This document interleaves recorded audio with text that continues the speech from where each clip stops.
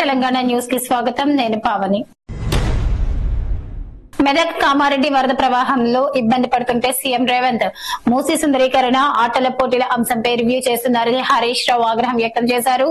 మెదక్ జిల్లా రాజ్పేట్ వద్ద వరదల్లో చిక్కుకొని ఇద్దరు కరెంట్ పోల్ ఎక్కి 4-5 గంటలుగా సహాయం కోసం ఎదురు చూశారని, హెలికాప్టర్ పంపించి ఉంటే వారి ప్రాణాలు దక్కేవన్నారు. చనిపోయిన బాధిత కుటుంబాలకు 25 లక్షల రూపాయల ఆర్థిక సహాయం మంజూరు చేయాలని డిమాండ్ చేశారు. భారీ వర్షాల నేపథ్యంలో కామారెడ్డి జిల్లాలో మరో 2 రోజులు సెలవులు పొడిగిస్తున్నట్లు ప్రభుత్వం తెలిపింది. జిల్లాలోని అన్ని ప్రభుత్వ, ప్రైవేటు విద్యా సంస్థలకు శుక్రవారం, శనివారం సెలవులు ప్రకటిస్తున్నట్లు ఉత్తర్వులు జారీ చేసింది. కాగా కామారెడ్డి జిల్లాలో కుండపోత వర్షాలు కురుస్తుండటంతో వాగులు, వంకలు పొంగి పొర్లుతున్నాయి. అలాగే పలు గ్రామాల్లోకి నీరు చేరి రాకపోకలకు తీవ్ర అంతరాయం ఏర్పడింది.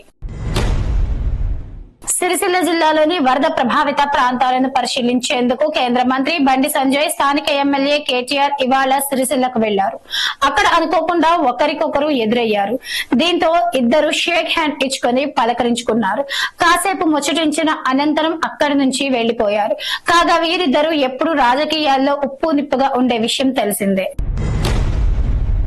సంగారెడ్డి జిల్లాలో సింగూరు రిజర్వాయర్ లోకి గత 24 గంటల్లో 40,069 క్యూసెక్కుల వరద నీరు వచ్చి చేరిందని ప్రాజెక్టు అధికారి మహిపాల్ రెడ్డి తెలిపారు. రిజర్వాయర్ నుంచి దిగువకు 30,357 క్యూసెక్కుల నీటిని విడుదల చేస్తున్నట్లు పేర్కొన్నారు. సింగూరు ప్రాజెక్టు పూర్తి సామర్థ్యం 29,917 టీఎంసీలు కాగా ప్రస్తుతం 17,955 టీఎంసీల నీరు నిల్వ ఉందని అధికారులు వెల్లడించారు. తెలంగాణ, మహారాష్ట్ర సరిహద్దుల్లో ఉన్న పాలస్ గ్రామంలో కర్రతో చేసిన సత్య గణేశుడిని పూజిస్తారు.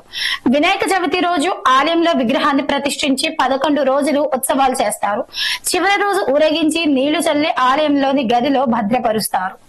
ఇది 1948లో పాలస్ లో కలరా, ప్లేగ్ వ్యాధులతో చాలా మంది చనిపోవడంతో కర్ర గణపతిని ప్రతిష్ఠించి పూజించడం ప్రారంభించారు. ఇక్కడికి వివిధ ప్రాంతాల నుంచి భక్తులు భారీగా తరలి వస్తుంటారు. ఇది టాప్ 5 తెలంగాణ న్యూస్. రేపటి టాప్ 5 తెలంగాణ న్యూస్ లో మళ్ళీ కలుద్దాం.